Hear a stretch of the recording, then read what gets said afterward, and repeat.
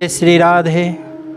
बुद्धि, अहंकार और मन तथा 5 ज्ञानेंद्रियाँ, 5 कामेंद्रियाँ, 5 भूत, 5 इंद्रियों के विषय, इस प्रकार इन 23 तत्वों का पिंड रूप यह शरीर प्रकृति से उत्पन्न होने वाले गुणों का ही कार्य है। इसलिए इन तीनों गुणों को इसकी उत्पत्ति का लक्षण कारण कहा है। अंतःकरण और इंद्रियादि को में आलस्य का अभाव होकर जो एक प्रकार की चेतना होती है उसका नाम प्रकाश है। निद्रा और आलस्य आदि की बहुलता से अंतःकरण और इंद्रियों में चेतना शक्ति के लिए लय होने को यहाँ मोह नाम से समझना चाहिए। जो पुरुष एक सच्चिदानंद धन परमात्मा में ही नित्य एक ही भाव से स्थित हुआ, इस त्रिगुणमयी माया के प्रपंच रूप संसार से सर्वथा अतीत हो गया है, उस गुणातीत पुरुष के अभिमान रहित अंतःकरण में तीनों गुणों के कार्य रूप प्रकाश प्रवृत्ति और मोहादि वृत्तियों के प्रकट होने और न होने पर किसी काल में भी इच्छा द्वेष आदि विकार नहीं होते हैं। यही उनके गुणों से अतीत होने के प्रधान लक्षण है। त्रिगुणमयी माया से उत्पन्न हुए अंतःकरण के सहित इंद्रियों का अपने अपने विषयों में विचारना ही गुणों में बरतना। केवल एक सर्वशक्तिमान परमेश्वर वासुदेव भगवान को ही अपना स्वामी मानता हुआ स्वार्थ और अभिमान को त्याग कर श्रद्धा और भाव के सहित परम प्रेम से निरंतर चिंतन करने को अभ्यभिचारी भक्ति योग कहते हैं। आदि पुरुष नारायण वासुदेव भगवान ही नित्य और अनंत तथा सबके आधार होने के कारण और सबसे ऊपर नित्य धाम में सगुण रूप से वास करने के कारण ऊर्ध्व नाम से कहे गए हैं और वे मायापति सर्वशक्तिमान परमेश्वर ही इस संसार रूप वृक्ष के कारण है। इसलिए इस संसार वृक्ष को ऊर्ध्व मूल वाला कहते हैं। उस आदि पुरुष परमेश्वर से उत्पत्ति वाला होने के कारण तथा नित्य धाम से नीचे ब्रह्मलोक में वास करने के कारण हिरण्य गर्भ रूप ब्रह्मा को परमेश्वर की अपेक्षा अधः कहा है और वही इस संसार का विस्तार करने वाला होने से इसकी मुख्य शाखा है। इसलिए इस संसार वृक्ष को अधः शाखा वाला कहते हैं। इस वृक्ष का मूल कारण परमात्मा अविनाशी है तथा अनादि काल से इसकी परंपरा चली आती है।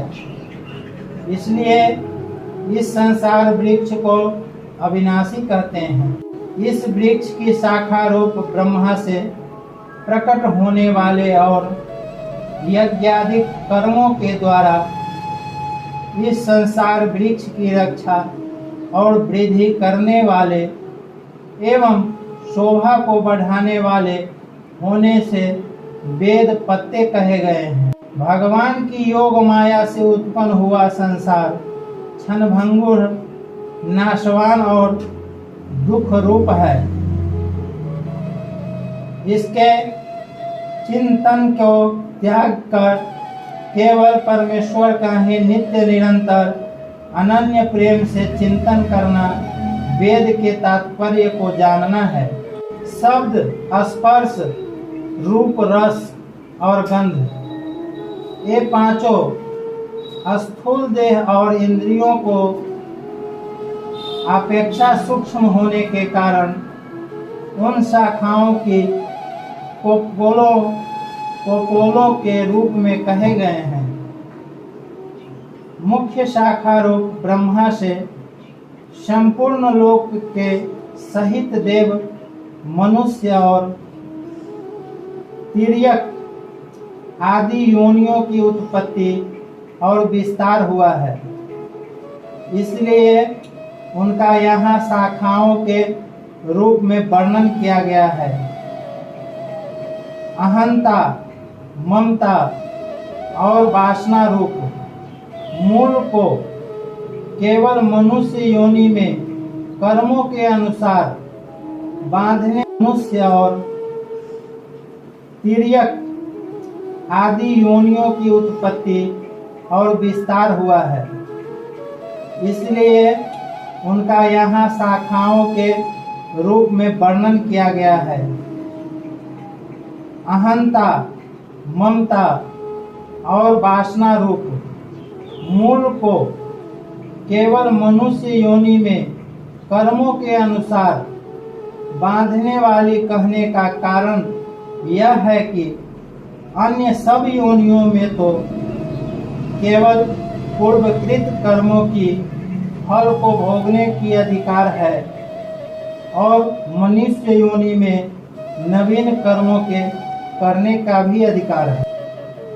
इस संसार का जैसा स्वरूप शास्त्र में वर्णन किया गया है और जैसा देखा सुना जाता है, वैसा तत्व ज्ञान होने के पश्चात नहीं पाया जाता। जिस प्रकार आँख खोलने के पश्चात स्वप्न का संसार नहीं पाया जाता, इसका आदि नहीं है। यह कहने का प्रयोजन यह है कि इसकी परंपरा कब से चली आती है, इसका कोई पता नहीं है, इसका अंत नहीं है। यह कहने का प्रयोजन यह है कि इसकी परंपरा कब तक चलती रहेगी, इसका कोई पता नहीं है। इसकी अच्छी प्रकार स्थिति भी नहीं है। वास्तव में यह क्षणभंगुर और नाशवान है। ब्रह्मलोक तक के भोग क्षणिक और नाशवान है। ऐसा समझकर इस संसार के समस्त विषय भोगों में सत्ता, सुख, प्रीति और रमणीयता का न भासना ही दृढ़ वैराग्य रूप शास्त्र है। अस्थावर जंगम रूप यावन मात्र संसार के चिंतन का तथा अनादि काल से आज्ञा के द्वारा दृढ़ हुई अहंता, ममता और वासना रूप मूलों का त्याग करना ही संसार वृक्ष का अवान्तर मूलों के सहित काटना है। परम धाम का अर्थ गीता अध्याय 8 श्लोक से 11 में देखना चाहिए। जैसे विभाग रहित स्थित हुआ भी महाकाश घंटों में पृथक पृथक की भांति प्रतीत होता है, वैसे ही सब भूतों में एक ही रूप से स्थित हुआ भी परमात्मा पृथक पृथक की भांति प्रतीत होता है। इसी से देह में स्थित जीवात्मा को भगवान ने अपना सनातन अंश कहा है।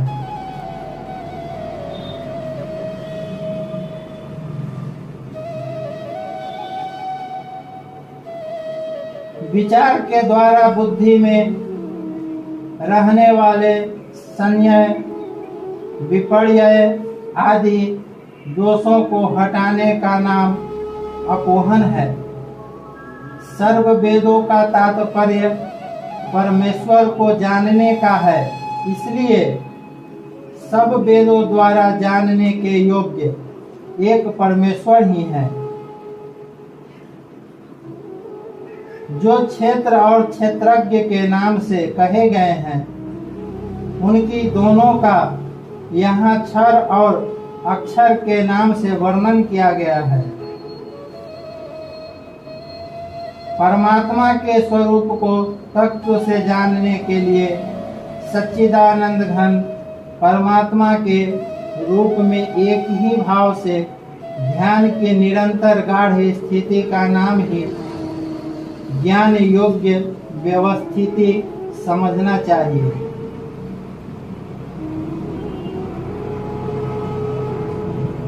अंतःकरण और इंद्रियों के द्वारा जैसा निश्चय किया है, वैसा का वैसा ही प्रिय शब्दों में कहने का नाम सत्य भाषण है। श्रेष्ठ पुरुषों की उस शक्ति का नाम तेज है कि जिसके प्रभाव से उनके सामने विषयासक्त और नीच प्रवृत्ति वाले मनुष्य भी प्रायः अनान्याय